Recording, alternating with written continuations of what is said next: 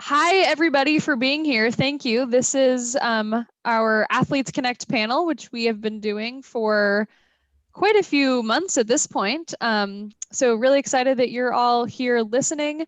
I'll let everybody introduce themselves and Shalom will take it away. But just so you know, I'm here to monitor the chat and the Q&A box at the bottom. So if you have any questions, feel free to put them in the chat and I will hold on to them and we'll answer them in our last section of today's panel. So Shalom, go ahead. Yeah, thank you, Leah. Welcome everybody to Athletes Connect. We're super excited about today's topic. The guests we have online, well, not so much guests. We got Crystal, familiar faces with Dave, and we're waiting on Anthony. But for the most part, we have a pretty important topic today about advocating for yourself. I think this will resonate really well with a lot of our listeners. And I'll rewind a little bit and remind everybody what Athlete Connect is about. Is initially this Athlete Connect started back when COVID first hit back in March. And it was about, the point of this was, what platform, how often can we get together to talk about common trends, right? So that we can stay competition ready. And I think advocating for yourself is an important component to bring up, to not only Special Olympics is a place where we can have fun, where we can express ourselves, make new friends, but at the same time, it can be challenging, and that's important for what platform. How do we share that? How do we share our challenges? How do we speak up? How do we push for things that we'd like to see, so that we can have more fun and things like that. So, without further ado, a little bit about myself before I pass it over to Crystal or Dave. As you might know, for those who are new, my name is Shalom. I come from the world of rugby with our very own Seattle Seawolves.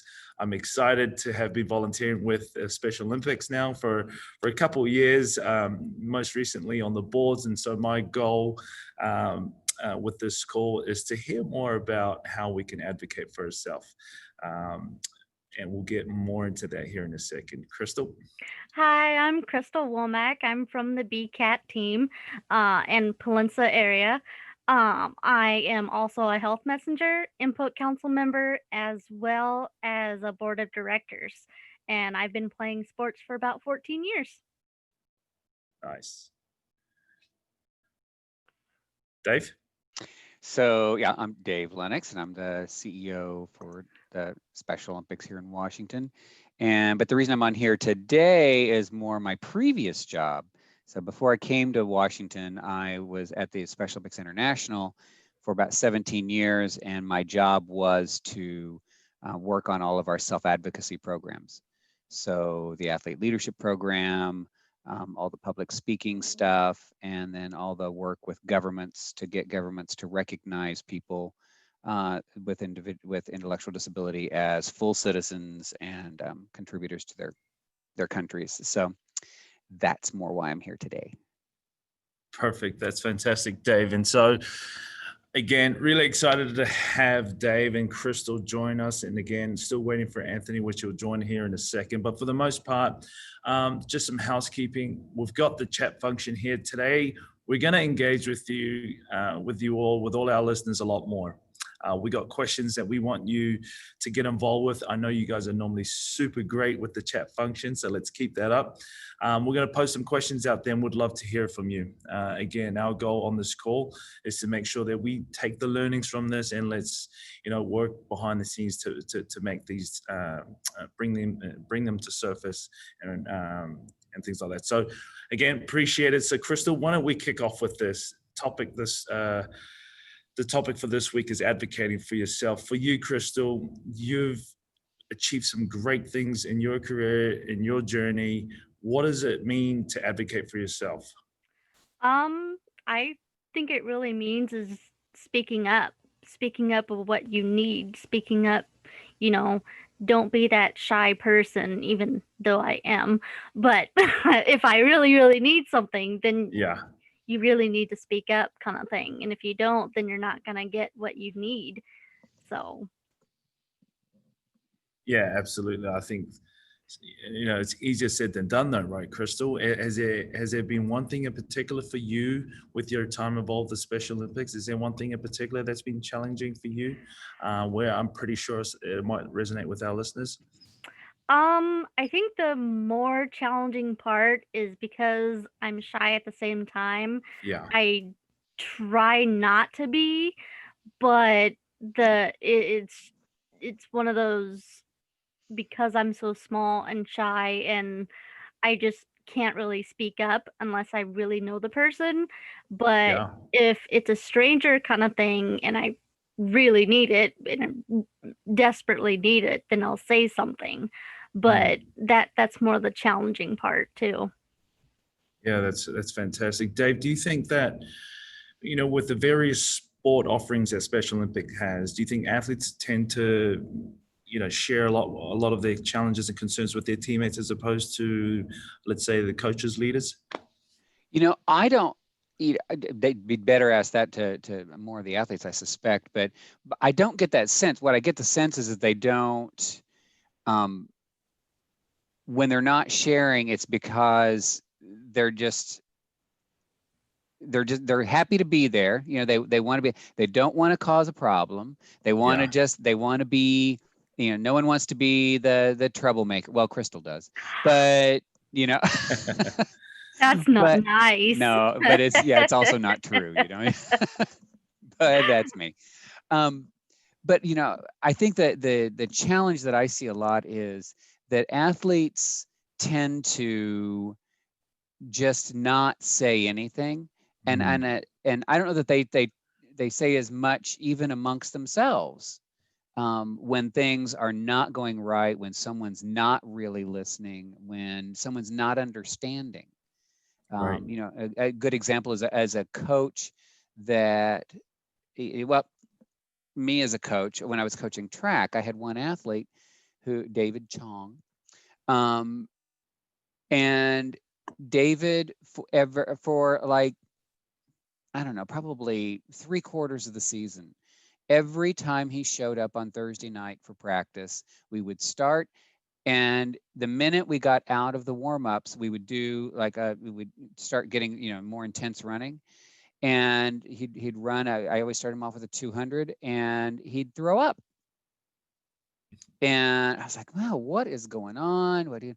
And he never would say anything. He wouldn't do anything. Well, come to find out, the group home was feeding him dinner just before he came to practice.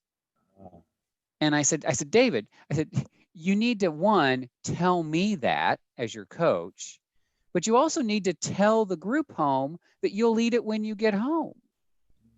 You know, you need to speak up for yourself. So sometimes it's as simple as that. But he was just like, well, I don't want to cause any trouble, and I don't want to, you know. Yeah. I was like, no, it's not causing trouble. It's just no one wants you to be throwing up every day. So, Yeah. you know, but just even simple things like that, you know, it's just, you know, I think we've conditioned a lot of athletes to not cause waves. Yeah. Yeah. And, you know, it's, you know, while you don't need to be a pain in the butt about it, you can, Yeah. No, I totally get it. It is, though, valid to say, you know, here's what's going on with me, and, you know, let's work together on doing this. But that involves some respect. Yeah, and it definitely takes courage, though, right, Dave? Because I know I'm not a person of confrontation either, right? I remember going up early in my career. I didn't want to rock the boat.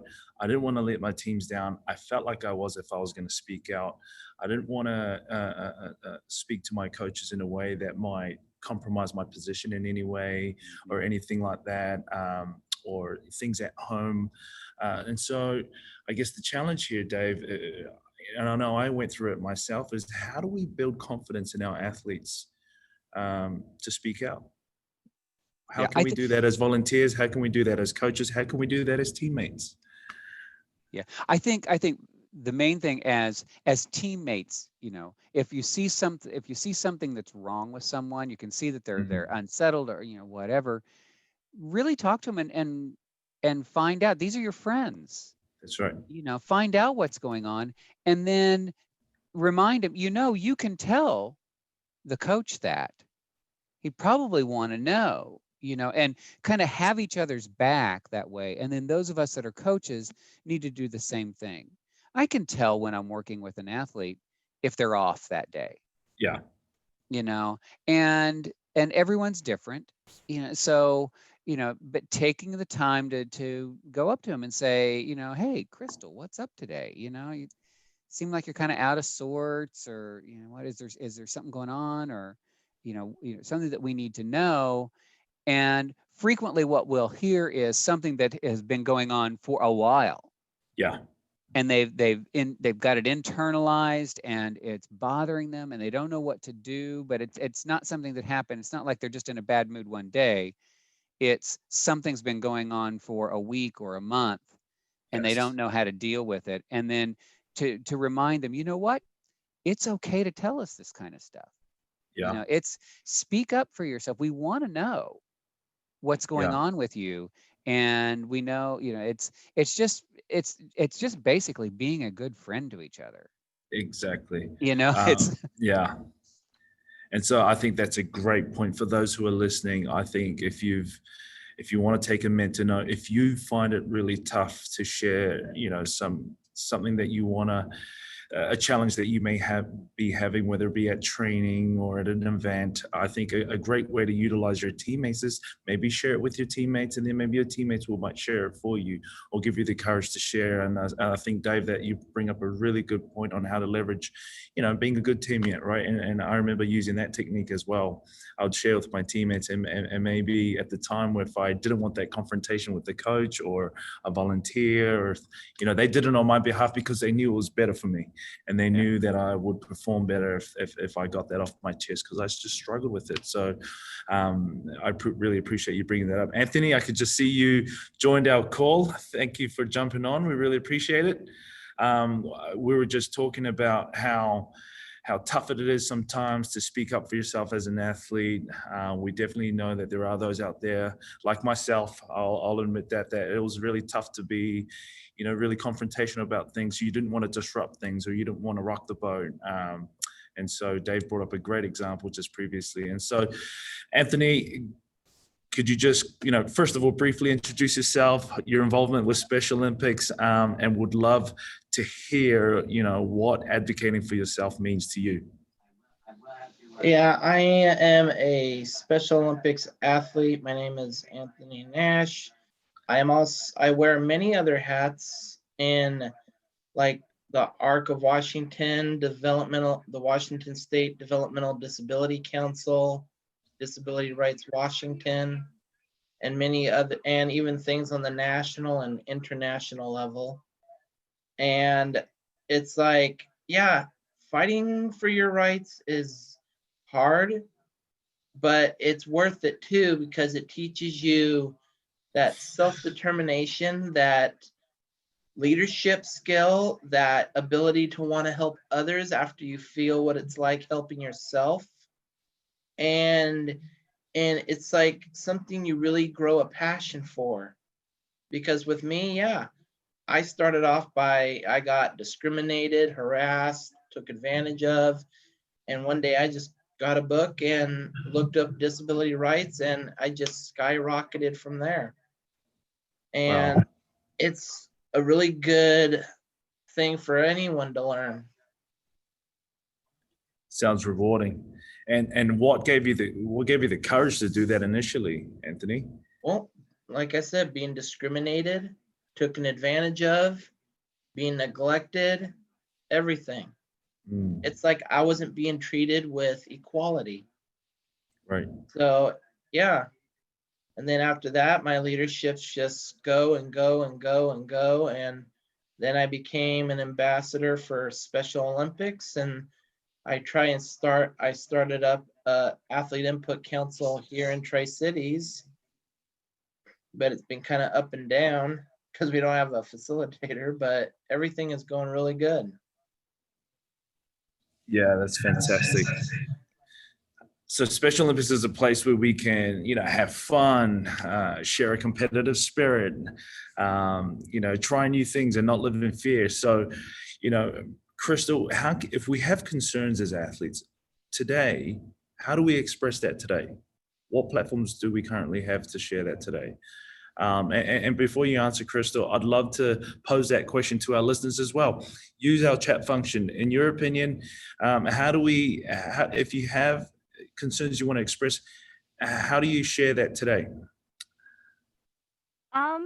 Well, usually if I have a really good friend that I know that will listen, I'll go up to that person and be like, I'm having this problem and, it's been going on for a while, or it's basically me venting, but it's one of those, they let me vent, they let me talk it out, they, talk to me about it. And then if it's really important, they'll go tell the coach, even though probably I admit too that I don't like confrontation, and confrontation's not my big suit. So I try to avoid it as much as possible. But if it comes up, I deal with it. I take a deep breath and just go with the flow. And if you have to speak up, then you have to speak up. Absolutely. And would you say the same for not just challenges or concerns? What about things that excite us? What about our successes? Well, could you say the same for that? Oh yeah, for sure. Because you want to celebrate what you achieved, and you want to celebrate with somebody. You always want to have somebody to celebrate it with. Equally important, right? Yes. And you could totally feel yourself getting picked up the more you share your successes as well. Anthony, really quickly, how important was it for you? How important is it to have somebody that listens to you? It is very helpful because then you can really, tell that individual what you're going through, and they can try to help you get more strength, and they can maybe have some advice for you too. Like a best friend, or if your mom or your dad or something, or even anybody who really takes the time to listen to you and stuff. Yeah, from a personal experience, who was that person for you today? Actually, the person that I've always had that close connection to is my wife, because we were like, before we got married, we got married last year, but it's like we were friends for like over 10 years, and it's like there's times she had like a lot of things in her family going on, things in mine, and we always kind of helped each other.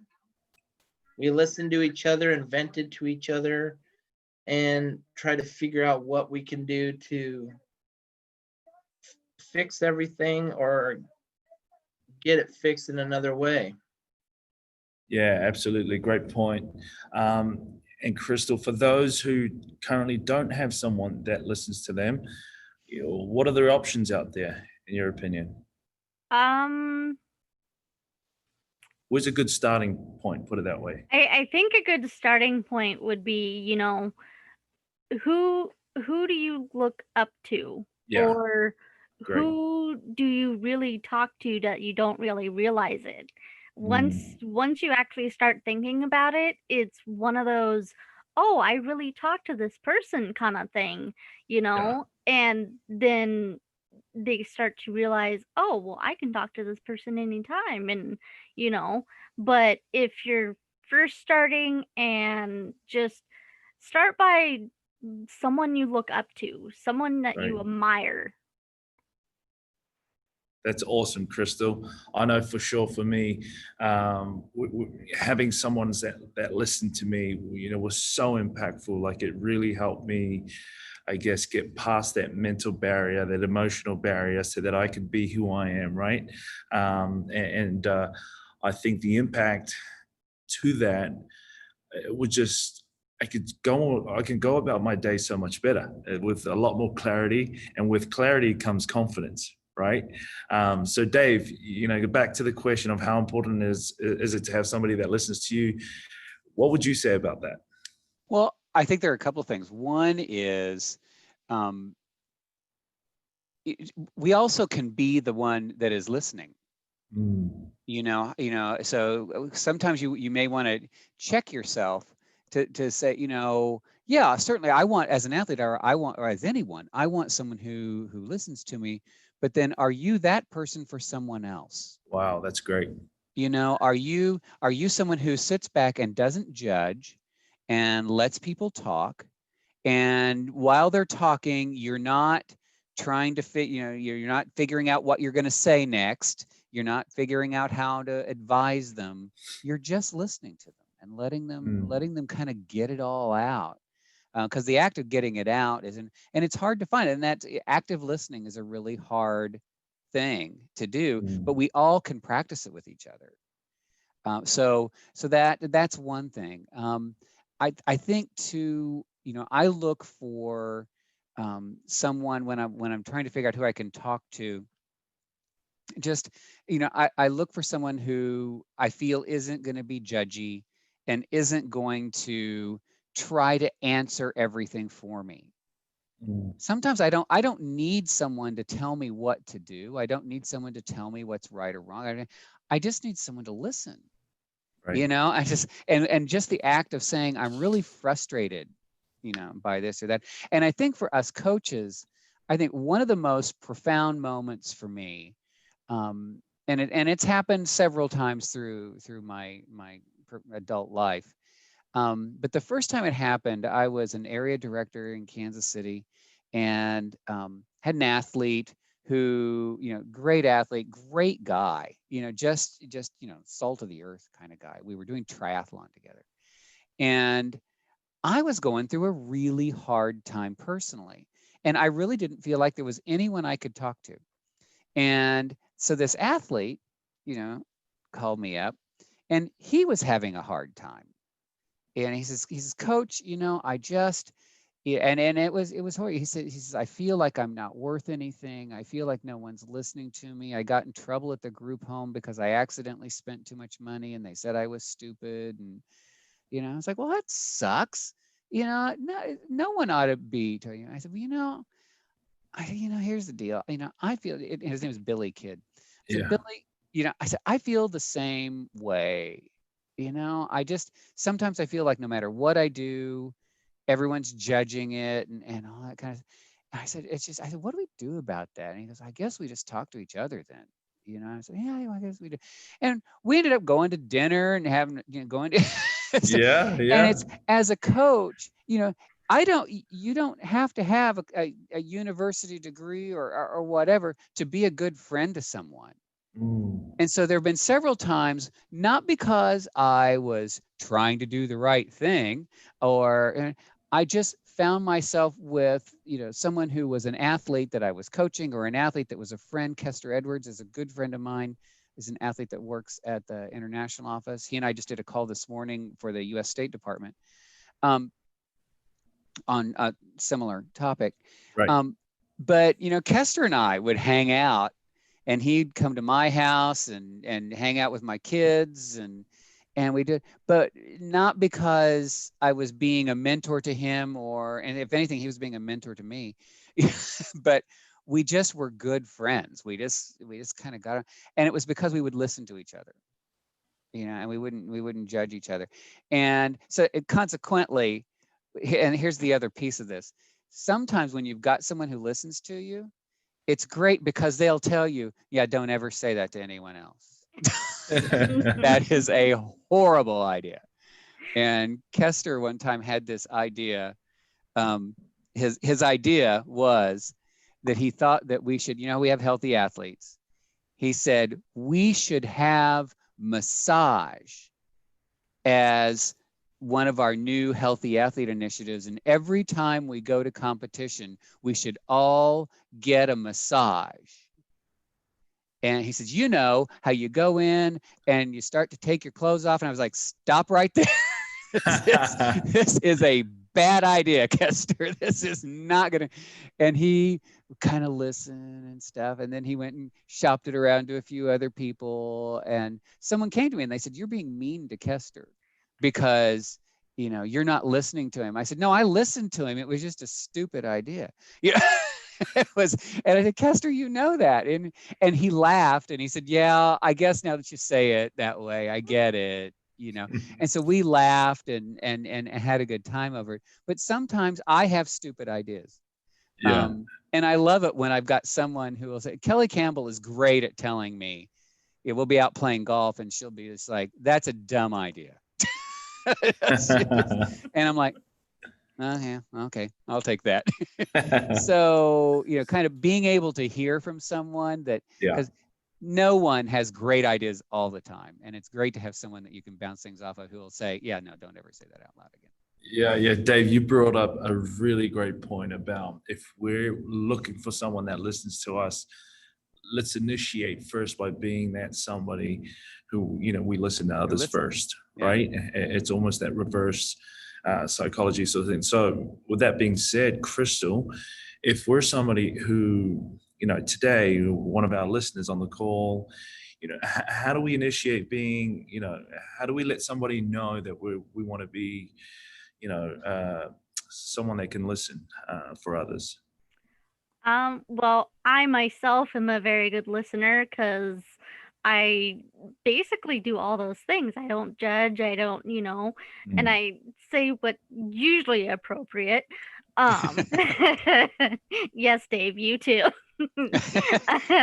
You're better at it than I am. I just have a lot of it's one of those, you have to have a lot of patience, and because I have so many health problems, I look at the world as, what's going on kind of thing. And I love to people watch. And if just people, start coming up to me saying, oh, Crystal, I have this problem, I just sit there and listen. And if they need advice, I'll try to give them my best advice that I got, or just to have an ear, I mean, it's really hard to do, but it's one of those, you just sit, smile, and nod. Yeah, but if we're a listener that's on the call right now and we're looking to reach out for somebody that we could, be that person, right, that we could listen, do we initiate it by texting them or emailing or reaching out to your coaches and say, hey, I want to be, almost stepping up as a leader in that way, right? Because good listeners usually make good leaders. In terms of, that's a great leadership trait to have. And so is that something that if we're one of the listeners, is that a good place to start?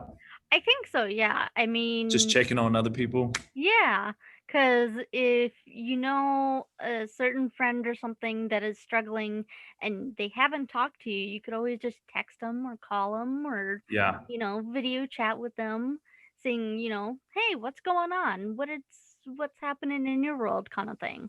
Exactly, because look at the current climate we still find ourselves in, right? Our world has not opened up completely yet, right? And so this is no more important time than to do that now, right? And I think one of the greatest things about the Athlete Connect is an opportunity to be reminded. Let's check on each other.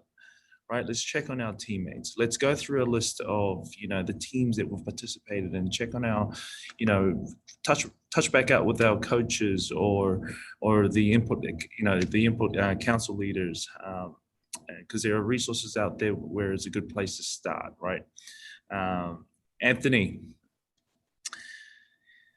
We're just talking about how great listeners, that's a great place to start, and with having important, if we really want to voice our challenges as and looking for somebody to listen to us, a great place to start is often being that person, right? That we listen to others first. In your opinion, we never got to ask you, but what does it mean to advocate yourself in today's day, especially during COVID? How important is that? Well, it's pretty important because, for example, one with me having asthma, with Governor Inslee's executive order of forcing us to wear masks, he doesn't realize that some of us have that condition, and therefore it can put us more in a critical state. So I'm actually working with one of my groups to do a bill or a request to Inslee to actually go forward with seeing if he can make accommodations for us, for anyone who has breathing conditions that can't just have a mask over their face because it suffocates them. Some have sensory issues. Yeah, that's important, right? Mm-hmm. That's a Yeah, great point. I'm one of them too, because of my oxygen level by itself. One of my chambers is missing, so the chamber in my heart that is missing gets the oxygen throughout the body. Well, if that's not there, you kind of have a problem. Yeah. But because of that issue, of course my heart has to work harder, but my oxygen, it's in the low 90s, and I don't need oxygen to breathe, but when I put on the mask, I get more tired more quickly. Right. And that's crucial, right? It's an important part of our daily lives, and I can see how those challenges make every day that much more difficult. So I appreciate you both sharing that.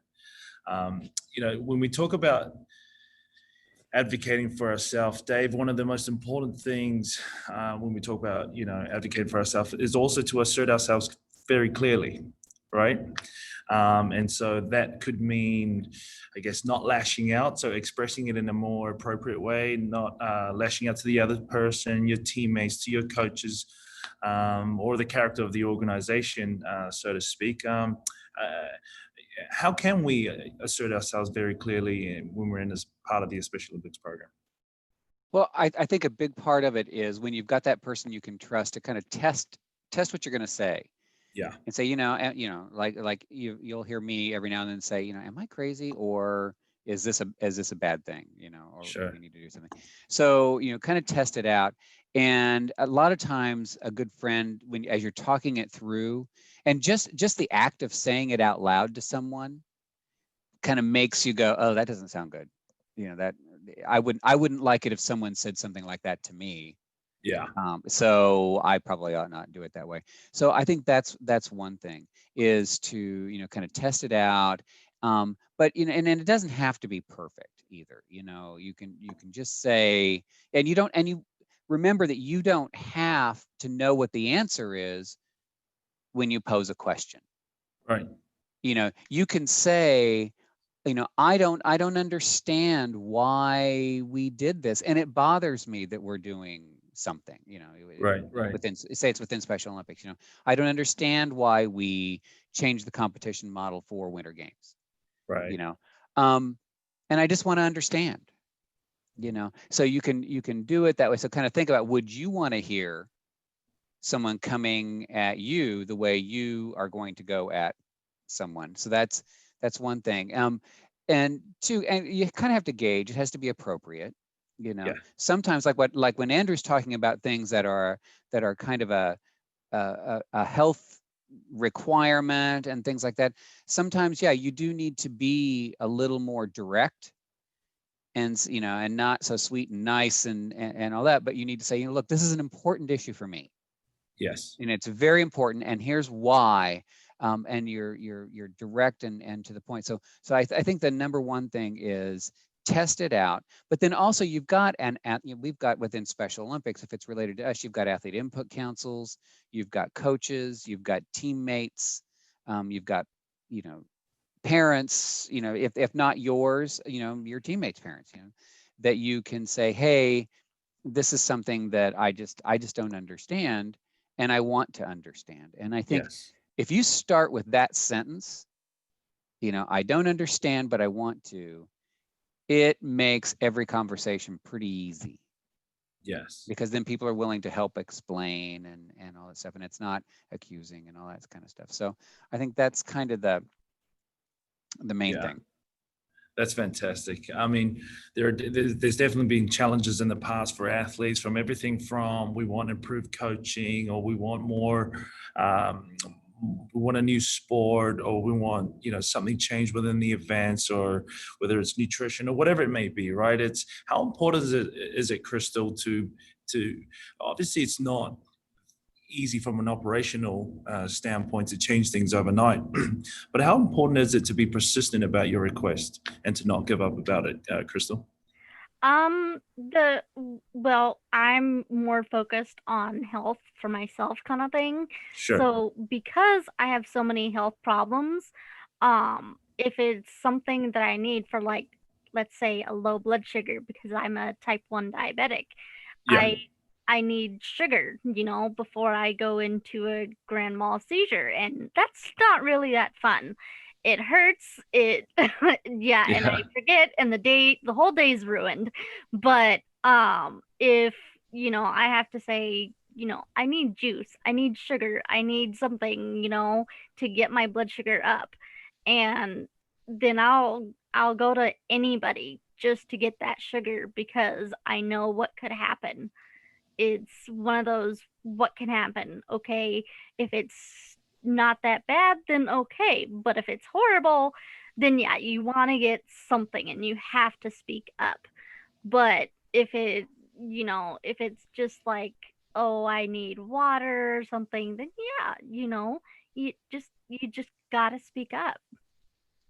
Absolutely. I mean, it's easier said than done for some people as well, right? Because in terms of, you put a request, it was hard enough to build the courage to initially say what your request was, at least for some versus others, right? And so I guess the point I was trying to get at is how important is it to follow through, to dedicate yourself to getting whatever it is that you need for yourself, right? In order to have fun or to get, the results. And if you're speaking on behalf of others and others are thinking about it but not speaking up, I think it's really important that we continue to follow through with that. And Crystal, I really appreciate you sharing your example, right? Because it's a perfect example. Yeah. And I'm sure it may be the same case for, on your nutrition side of things, for other things, other small changes, in order for them to get the right experience and opportunities, especially here with the Special Olympics program. So thank you again. Anthony, in your opinion, was there anything that you pushed forward that you were consistently and very, firm and persistent about in terms of changes? My persistent changes is getting rid of some minimum wage and getting rid of the marriage penalty and trying to, because like when you see someone who does not have any of these challenges versus someone who does, you see the government like pitying us, and they use all these resources saying, oh, we're doing this for you, but then again, like when it comes to Social Security, they will take our Social Security if we illegally get married. For, I don't know why. It's like, it's love. You can't put a price tag on love and everything. So it's like, we want to be equal, just like everyone else. Because if everyone with IDD, which is intellectual and developmental disabilities, was equal with everyone else, there would be no such need for advocacy. But to me, being a self-advocate, advocating for myself and others is like a endless adventure. It's Right. like seeing this adventure instinct to it, but you start getting a passion and joy of helping and actually working with policymakers, making changes. Yeah. With people first, our motto is advocate, educate, and celebrate. Wow. We advocate for ourselves and others. We educate the community and anyone, like policymakers. And then after that, we celebrate our success.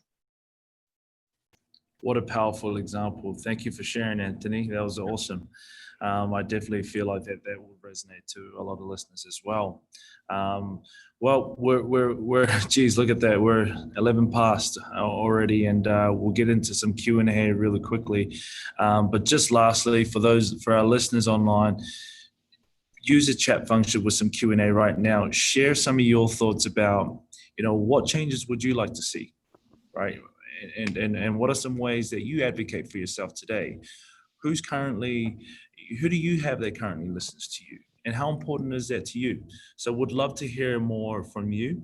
I know, just as equally important as this call is we'll have some follow-up with some resources, just some reminders on where you can go to if some of this resonated with you. So without further ado, Leah, we've got a ton of questions there. We'll jump into some Q&A. Would love to hear from our listeners. Yeah, absolutely. We have so many questions, which is great. So keep them coming. I think it's really cool. Both you, Crystal, and Anthony mentioned different ways that you advocate for yourself. So Anthony, you're talking about, these sort of bigger issues in your community and talking to legislators. And Crystal, you're talking about some issues with your health and, talking about some of these immediate needs, which I think it's really cool. You can advocate in a lot of different ways for yourself. These are all really important. Because I actually just got a certification from graduating in a program called the LEND, which is Leadership, Education, Neurodevelopment, and Disability, which is at the UW, and it's all around the country. And you learn about medical diagnosis and everything. And you advocate on there too. And I actually went to DC and advocated for some of the bills Congress was putting through. That's awesome. I know it's Anthony, you have a lot of different organizations and groups that you're part of, and for everyone, I'll send all of that in an email afterwards to make sure that if anyone has questions or things they want to learn more about that, so I'll add that to the list, Anthony. But there's a question that I think relates to this and talking about different ways that you can advocate. This is from Kim. I think this is a really great question. She said, Crystal, can you talk about how you advocate for yourself and others in being a health messenger? And what exactly do you do there? So can you tell us more about how that works in the health messenger realm of things? Well, the health messenger is basically drink 5 bottles of water, eat your fruits and vegetables, 5 servings, and exercise 5 times a week. But how I advocate for myself for Health Messenger and for others is that, Dave keeps on telling me I'm the nagger, but technically I am for the Health Messenger. So, embrace it. Thanks, Dave. But if I see a person that's, let's say, eating a donut, okay, that's not a really healthy breakfast. And if you're going into competition, you're not going to need all that sugar. So instead, I go up to them and say, hey, why don't you get some bacon or eggs or fill up on protein, because that's what you really need for your muscles, and maybe grab a banana, for the potassium and, stuff like that. But, and then, usually they sometimes listen. It depends on the person, but, I don't win every battle. But for me, because I have to count carbs for my diabetes, I really have to pay attention to what I eat and how much I eat.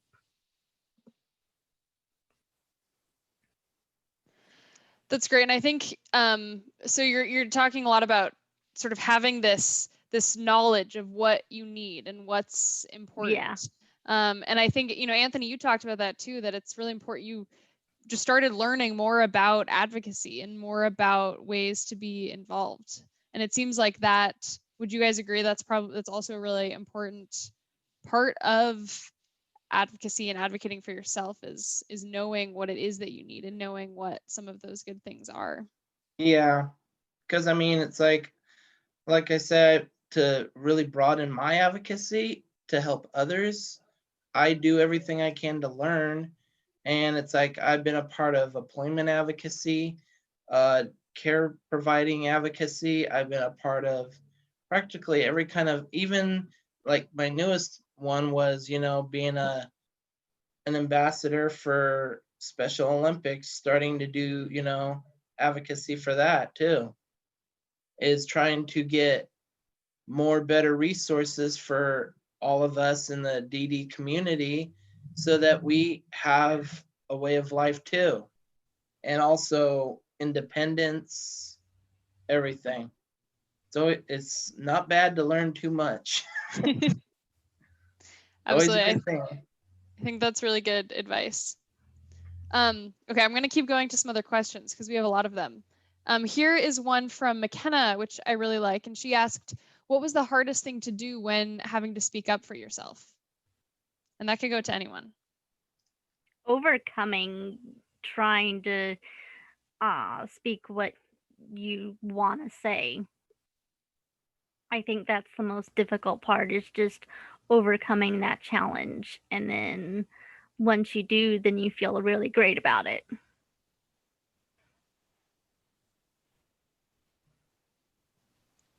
Does anyone have anything else they want to add on that one? I think a lot of times it's one of the problems I see is getting someone's attention.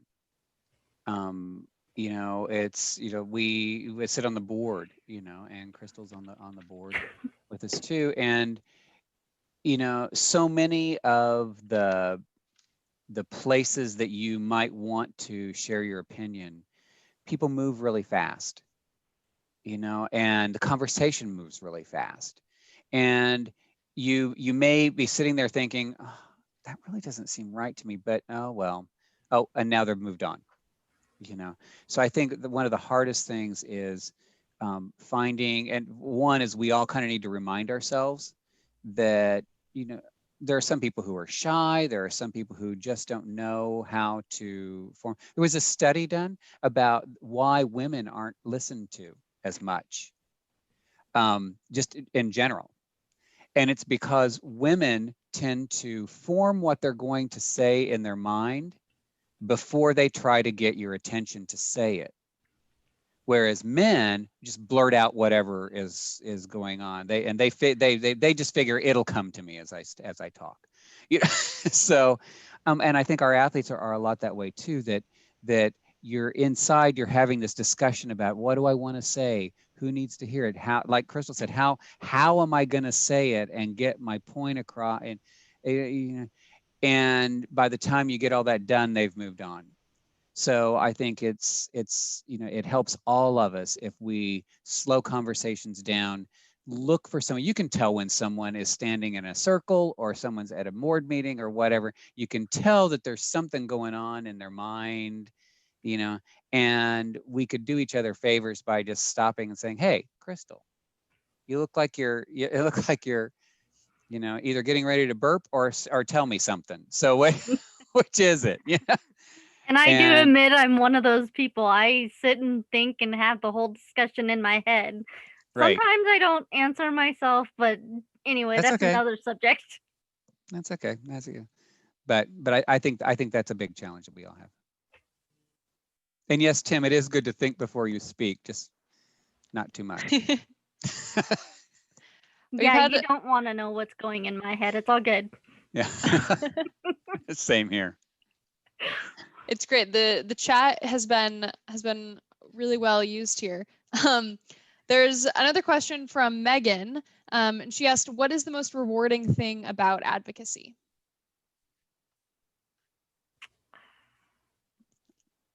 I have an answer, but I'll let other people do their thing first. Getting what you actually wanted, basically.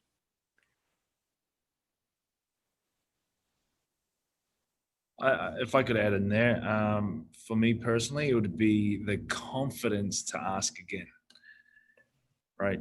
I think if you do it the first time, you know, the rewards could come from it, and then having the confidence to be able to do it again. That's a good one. Anthony, what about you? You've done a lot of stuff. Like, what do you mean by that? What's of all the advocacy you've done, what's the most rewarding moment that you had? I would think my most rewarding moment is actually where I actually got to have the opportunity to speak to the big man himself, Me? Oh, Trump, when a couple years back, because with the National or the Arc of Washington and the Washington State Disability Council, on those two boards I'm on, they have an event we go to, is called the public on disability policy seminar. mhm. And I actually go to that practically every year because of the boards I'm on. And I actually got to have an audience with him. And because I was the main lead on hands off of our Medicaid. Yeah. And stuff. So it's like, I think that was my most rewarding thing and stuff. Yeah. It can be powerful. Oh yeah, and other than that, I spoke with that I even look as equally rewarding as talking with our Congress, even talking with our legislators in Olympia. It's like I always do everything I can to like get in meetings with them, talk to them, work with them to understand the DD community and involve us with everything. Yep. I think for me, one of the most rewarding things when I see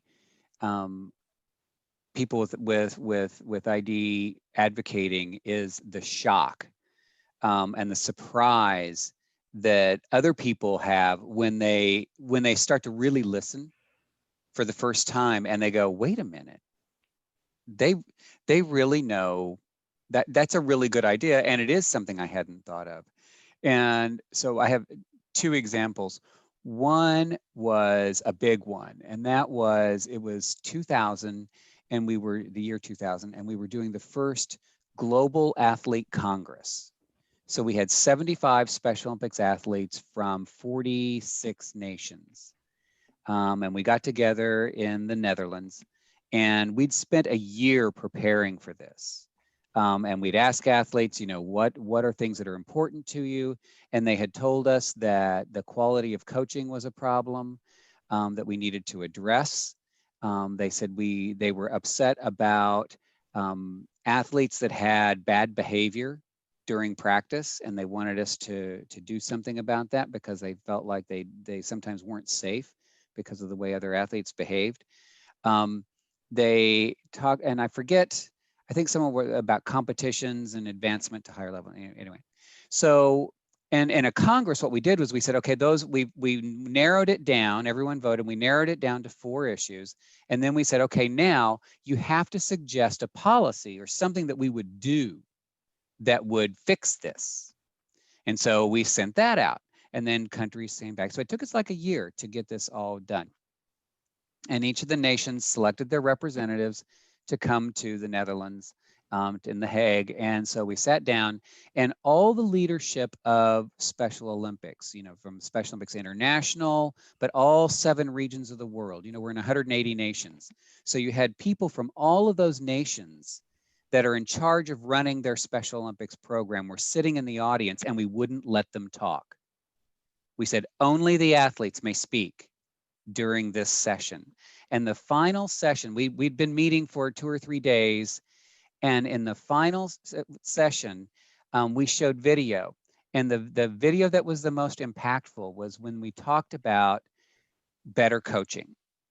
And we said, we need the athletes, we need better coaching. And so the policy suggestion was that we should demand that everyone be certified as a coach before they ever work with a Special Olympics athlete, because that would give us better coaches.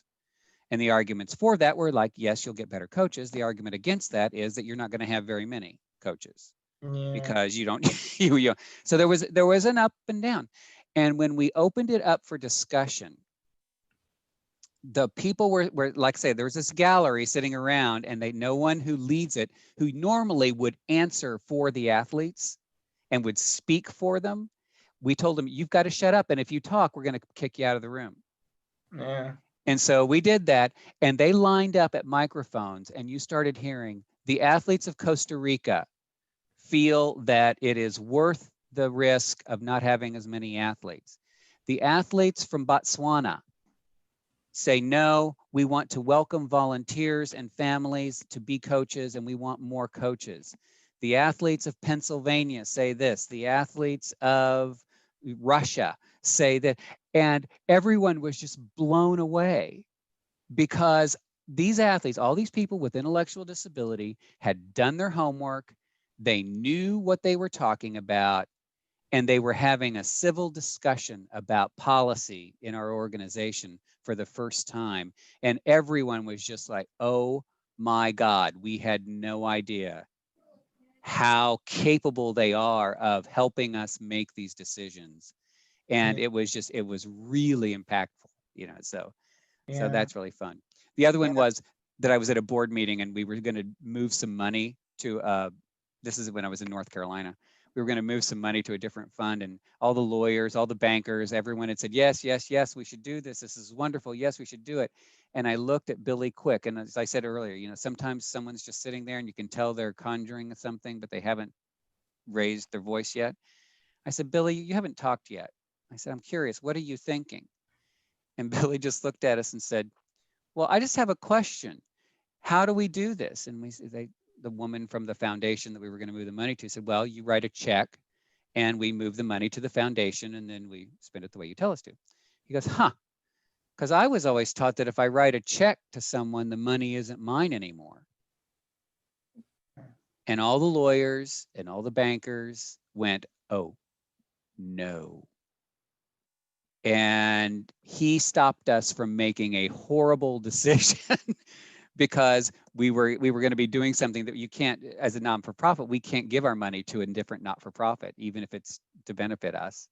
And he stopped us from making a horrible mistake just by speaking up and saying something very simple that was on his mind. It was really powerful. And I was like, okay, I'm listening. I'm listening now forever. So those are my two stories. Those are really great. I liked those. Yeah, we did something like that for self-advocates in Orlando. Oh, yeah. Yeah, it was during the 2016 National Convention for the Ark.